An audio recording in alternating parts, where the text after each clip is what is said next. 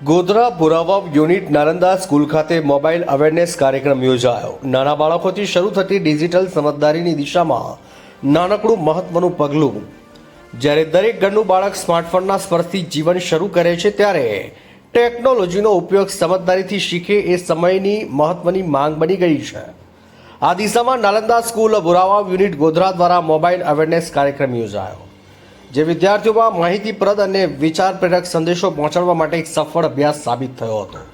કાર્યક્રમમાં બાલવાટિકા, junior KG, senior KG તથા ધોરણ 1 થી 2 સુધીના નાના અને માવજતલાયક બાળકોએ ઉત્સાહપૂર્વક ભાગ લીધો હતો। રિપોર્ટર મહેશ પટેલ, પંચમહાલ। જય હિન્દ।